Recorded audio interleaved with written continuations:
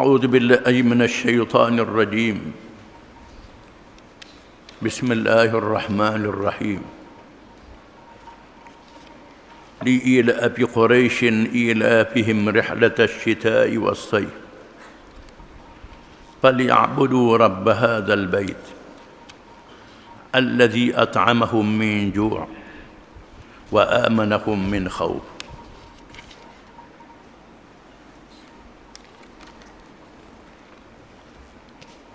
Dengan nama Allah yang Maha Pemurah lagi Maha Mengasihani.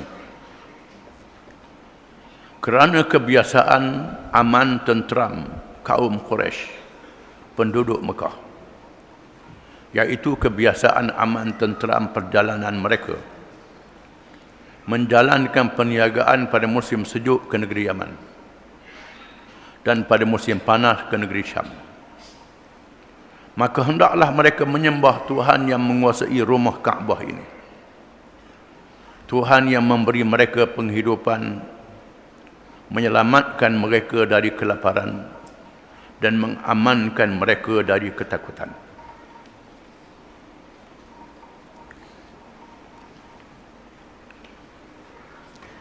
Surah ini dianggap sambungan bersuratul Fil, macam satu surah, tetapi dipisahkan dengan Bismillahirrahmanirrahim. Ayat-ayatnya adalah berkait dengan suratul Fil. Kalangan ulama mengatakan dua surah ini satu surah saja. Dipisahkan untuk memberi huraian yang berbeza. Termasuk kalangan surah Makkiyah, surah yang diturunkan di Makkatul Mukarramah ketika Nabi SAW dan para sahabatnya menghadapi tekanan dan ujian. Allah mengingatkan penduduk Mekah dengan peristiwa serangan tentera bergajah, tentera yang kuat, yang besar, dengan jumlahnya, dengan gajah yang besar dan gagah yang tak mampu dilawan oleh mereka. Namun Allah Subhanahu Wa Taala yang Maha berkuasa, yang Maha kuat lagi Maha perkasa, lagi Maha bijaksana dan adil, menghukum pada tentera bergajah itu untuk memelihara Kaabah yang menjadi kiblat kepada umat Muhammad sallallahu alaihi wasallam di akhir zaman. Bukan kerana kelebihan penduduk Mekah yang menyembah berhala. Mereka menyembah berhala itu sesat, hina sehina-hinanya, lebih hina pada batu yang disembah itu lagi. Allah Ta'ala menegaskan bagi menyatakan supaya mereka menerima Islam, mengikut Nabi Muhammad sallallahu alaihi wasallam. Allah meletakkan mereka di negeri yang aman, yang dipelihara oleh Allah Subhanahu wa Ta'ala. Walaupun diletakkan di tempat yang tidak ada air, tempat yang jauh daripada tamadun, daripada kemajuan, yang tidak ada kemajuan langsung. Allah Ta'ala perintah Ibrahim meletakkan puteranya Ismail untuk dilahirkan daripada zuriatnya Muhammad sallallahu alaihi wasallam, rasul kepada seluruh manusia, untuk memulakan kerasulan dengan pembangunan manusia, pembangunan insan. Sebagaimana Allah meletakkan Adam alaihi salam di syurga bersama isterinya Hawa, ditarbiyah, dia bangun iman, dibangun akhlak, dibangun ilmunya, jasad dan akalnya. Kemudian barulah diturunkan ke bumi. Adapun kelahiran Nabi akhir zaman Muhammad sallallahu alaihi wasallam ini dengan cara yang berbeza kerana keadaan yang berbeza. Adam memulakan keluarga yang kecil, kemudian zuriat yang banyak. Adapun Muhammad SAW diutuskan untuk seluruh manusia, seluruh dunia, sehingga hari kiamat. Rasul yang sangat besar tugasnya. Maka Allah letakkan di Makkatul Mukarramah menjadi batu asas. Didirikan Kaabah untuk menjadi kiblat. Kaabah dipelihara oleh Allah Subhanahu wa taala. Mekah dipelihara oleh Allah Taala. Inilah yang perlu dipahami oleh pemimpin-pemimpin Mekah. Li'ilafi Quraisy, menjadi adat kepada kabilah Quraisy yang dilahirkan di Mekah daripada Nabi Ismail bin Ibrahim alaihi wassalam. Hasil perkahwinan Ismail dengan wanita Jurhum, lahir zuriat yang melahirkan kabilah Arab Quraisy yang diletakkan di Makkatul Mukarramah untuk dilahirkan Nabi akhir zaman.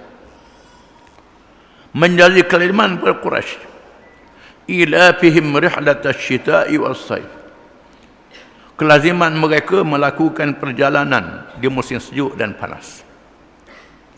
Oleh kerana Mekah tidak ada tanaman, tak boleh bercocok tanam. Nak pelihara binatang pun tak boleh di Mekah. Yang ada air Zam-Zam.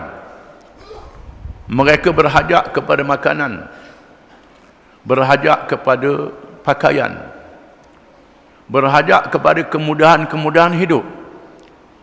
Bagaimana mereka nak cari kemudahan hidup ini? Mereka mestilah keluar. Di musim sejuk mereka pergi ke Yaman, musim panas mereka pergi ke Syam. Allah Ta'ala sudah atur dengan begitu rupa. Yaman adalah pelabuhan kepada negeri-negeri timur, China, India dan Parsi. Syam adalah pelabuhan kepada negeri-negeri barat, sama ada Eropah, Afrika Utara ataupun Asia Tengah. Di situ tempat mereka berkumpul. Maka orang-orang Quraisy yang pergi ke Yaman mengambil barang-barang di Yaman daripada timur, dibawa balik ke Mekah. Sebahagiannya dibawa ke Syam untuk ditukar, untuk diperniagakan. Ambil barang-barang barat, bawa balik ke Mekah, ditinggal sebahagian, pergi ke Yaman pula, menjadikan mereka masyarakat yang berniaga, bukan bercocok tanam. Nabi sebut dalam hadis 9/10 daripada rezeki adalah daripada perniagaan. 1/10 daripada sumber-sumber yang lain. 9/10 rezeki daripada perniagaan. Perniagaan ini mengumpulkan hasil pertanian, hasil pertunggangan, hasil macam-macam yang dipusing, mendatangkan keuntungan. Masyarakat Quraisy menjadi masyarakat yang berniaga. Maka Mekah menjadi bandar perniagaan dan perdagangan. Menarik kabilah-kabilah Arab datang ke situ untuk beribadat, kerana mereka menganut agama Ibrahim alaihissalam. Allah menjadikan Mekah dalam istilah hari ini bandar metropolitan yang menghubungkan dengan dunia-dunia luar, timur dan barat. Diatur oleh Allah Ta'ala. Sangat menakjubkan.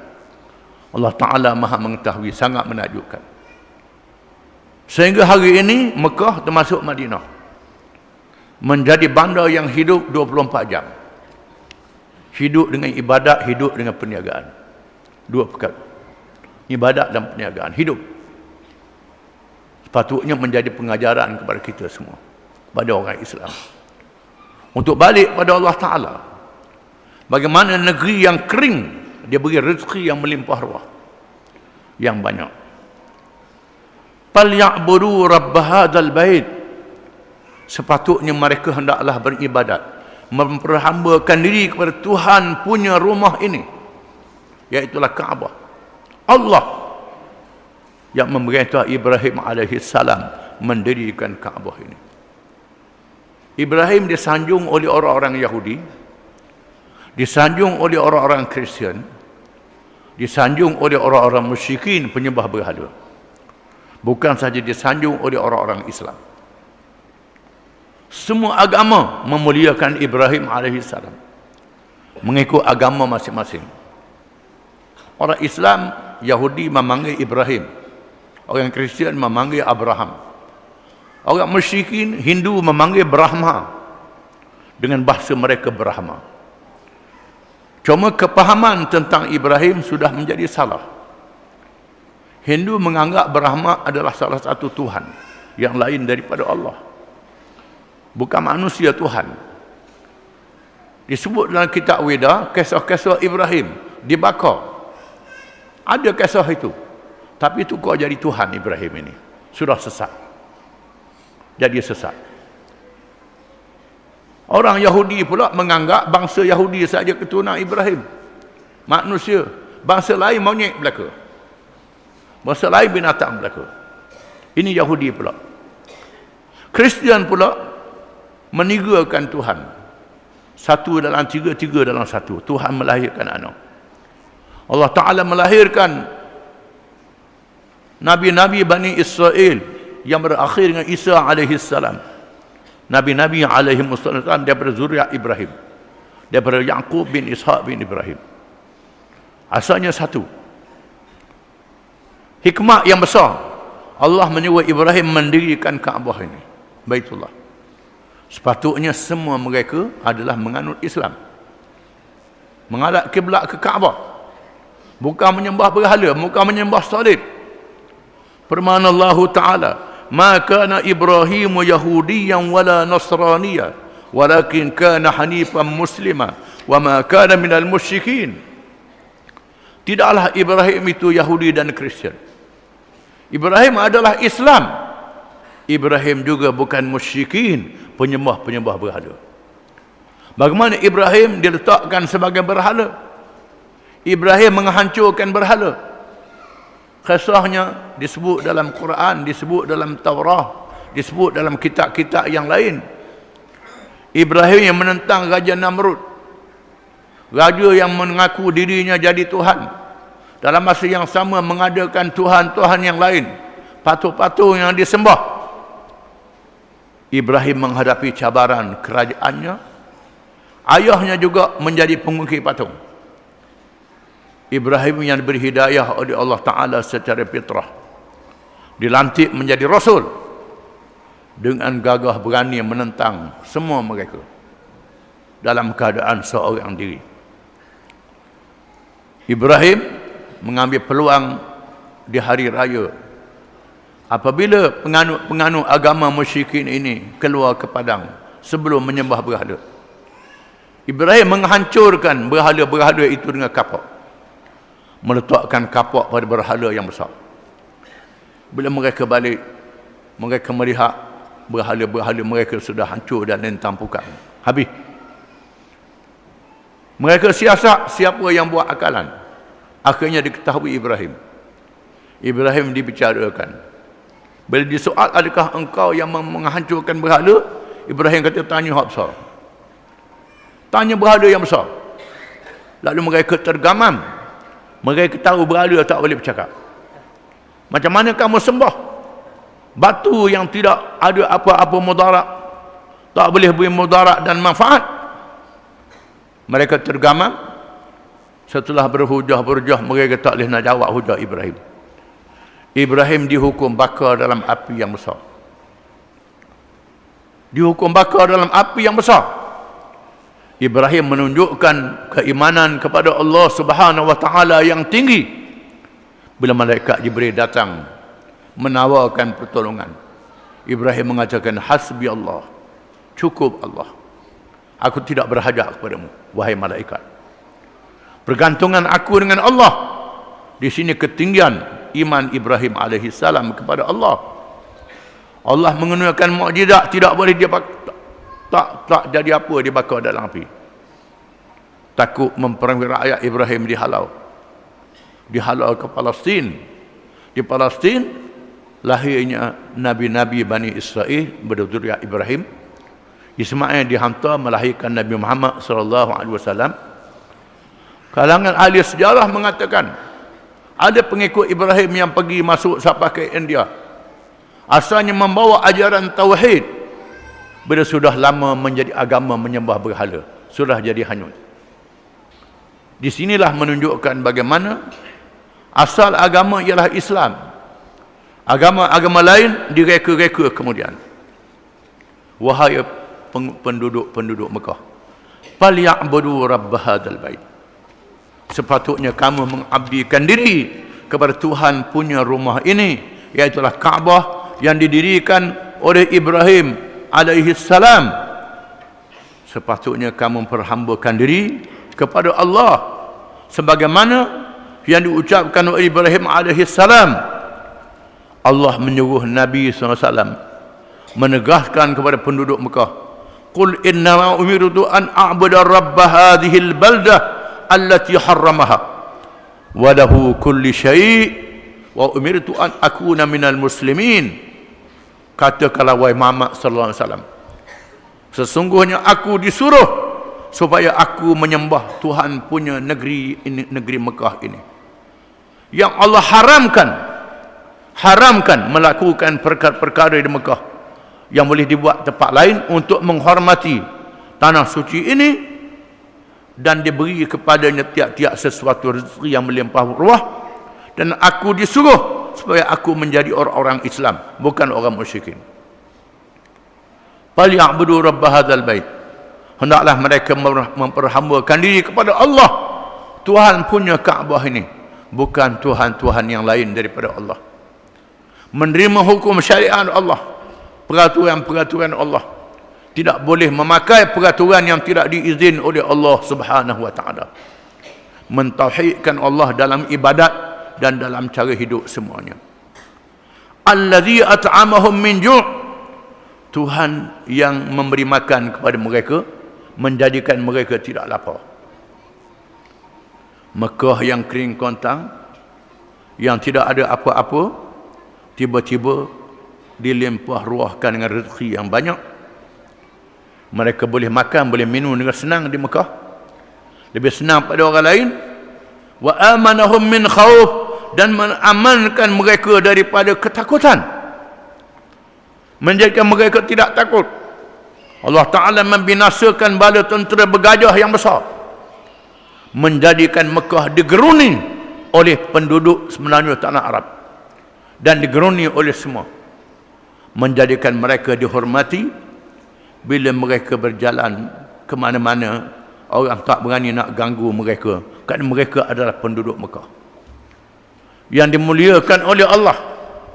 Sepatutnya mereka menerima kemuliaan yang diberi oleh Allah Subhanahu wa taala. Tapi malangnya mereka menentang Nabi Muhammad sallallahu alaihi wasallam.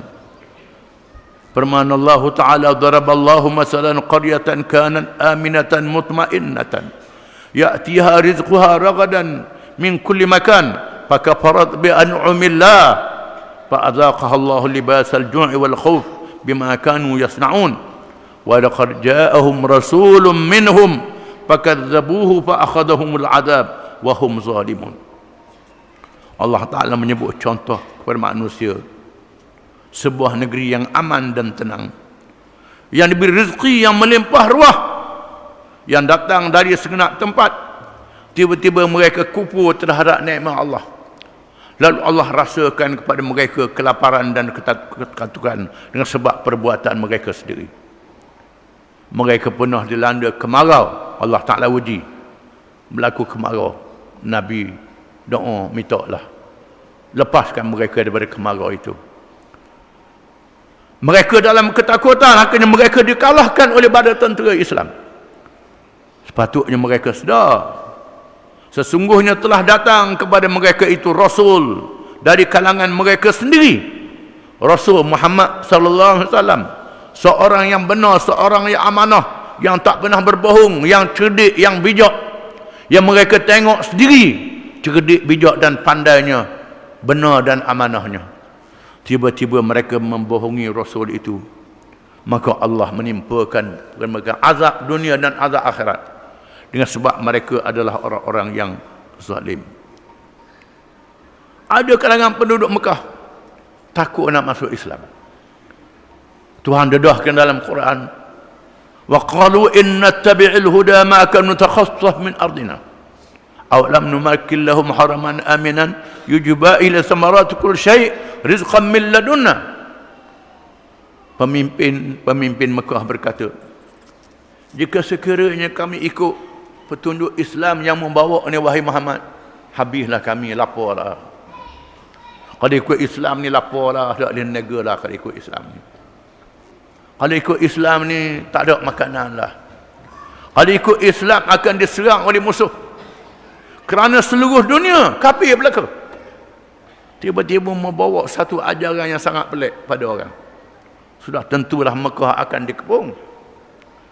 Tuhan kata, awalam numakkil lahum haraman aminan yujba ila samarat kulli syai' rizqan min ladunna. Adakah mereka tak sedar kami yang letak mereka di bumi Mekah ini? Allah yang meletakkan mereka di bumi Mekah ini.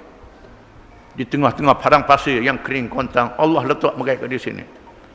Sehingga tentera gajah nak serang dibinasakan oleh Allah. Mereka tak tahu cerita ini. Allah Ta'ala datangkan rezeki yang melimpah ruah yang datang di seluruh pelosok timur, barat, utara dan selatan. Tiba-tiba mereka takut nak masuk Islam, nak ikut Nabi Muhammad, tak percaya perjaminan Allah Subhanahu wa Ta'ala. Ini cerita penduduk Mekah. Itu penduduk Mekah. Hak yang tak Mekah ni bagaimana? Yang tak Mekah ni begitu juga, takut nak ikut Islam. Takut pada kuasa besar timur dan barat. Takut pada negeri-negeri yang tak ikut Islam. Susahlah ekonomi kita, susah macam-macam. Nak ikut Islam takut. Ini ujian daripada Allah. Sejauh mana kita percaya Allah itu yang maha berkuasa, Allah yang beri rezeki kepada kita. Ini ujian. Sejauh mana kita beriman kepada Allah. Bukan saja orang Mekah diuji, kita juga diuji, kena ingat. Setelah Allah Ta'ala muliakan orang Islam dengan mengikut Islam, Allah Ta'ala uji orang Islam lupa kepada Islam. Wa in tatawallaw yastabdil qauman ghayrakum thumma la yakunu amsalakum. Jika sekiranya kamu berpaling daripada menegakkan Islam, sayang ke harta, sayang ke nyawa untuk menegakkan Islam, mu takut nak tegakkan Islam, yastabdil qauman ghayrakum thumma la yakunu amsalakum. Allah Ta'ala tukar kaum yang lain. Bila orang Arab yang memerintah sehingga kerajaan Khulafa' Rashidin, kerajaan Amawiyah, kerajaan Abbasiyah, orang Arab yang memimpin. Orang Arab yang memimpin negeri yang kaya raya, kerajaan Islam yang besar. Orang Arab leka dengan harta di masa itu. Allah Ta'ala tukarkan Islam dijaga oleh orang lain. Allah Ta'ala melahirkan Abu Hanifah dari Iran, melahirkan Bukhari dan Muslim dari Asia Tengah, melahirkan Al-Qurtubi dari Spanyol, melahirkan ulama-ulama Islam yang datang dari seluruh pelosok dunia. Bukan daripada orang Arab, bukan orang Arab yang memelihara ilmu Islam. Pernah Tuan Imam Masjid Mekah 100 tahun dulu, Ahmad Khatib, orang Melayu, jadi Tuan Imam Masjid Mekah. Orang Melayu dari Sumatera, Ahmad Khatib, Tuan Imam Masjid Mekah. Pasal apa? Orang Arab dah mengaji. Orang Arab mengaji. Orang Melayu, orang Turki, orang macam-macam menjadi ulama-ulama. Kerana orang Arab lupa Al-Quranul Karim, lupa ajaran Allah Ta'ala. Tuhan tukar kaum lain. Bila Baitul Maqdis jatuh ke tangan tentera salib, Allah Ta'ala lahirkan Salahuddin Al-Ayyubi dari bangsa Kurdis yang memimpin dunia Islam, membebaskan Baitul Maqdis. Bila orang Islam dalam keadaan yang tenang, Allah Ta'ala munculkan Osman bin Ghazi bin Urtughul, menubuhkan kerajaan Osmaniyah di Turki, menegakkan kerajaan Osmaniyah dan melaksanakan apa yang Nabi sebut, Futihat latub tahan al-Qastantiniyah fala ni'mal amiruhu al-amir wala ni'mal jaysh dzalikal jaysh kota Konstantinopel yang jadi pusat Rom Bizantin akan ditawan oleh Islam. Nabi sebut sebaik-baik raja-raja yang berjaya menawan, sebaik-baik bala tentera yang menawan. Maka orang Arab di zaman Muawiyah bin Abi Sufyan berusaha nak tawan Konstantinopel, tak berjaya. Zaman Abbasiyah tak berjaya.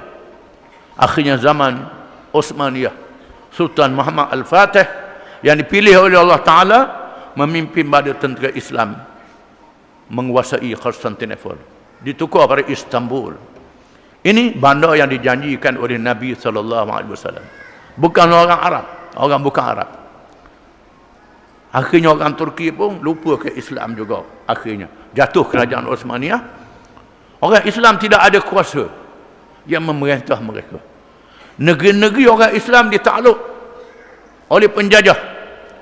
Penjajah yang menakluk negeri Islam membuat perjanjian sesama mereka di sebelah Asia Barat ataupun Timur Tengah. Inggeris, Perancis mengadakan perjanjian Sykes-Picot.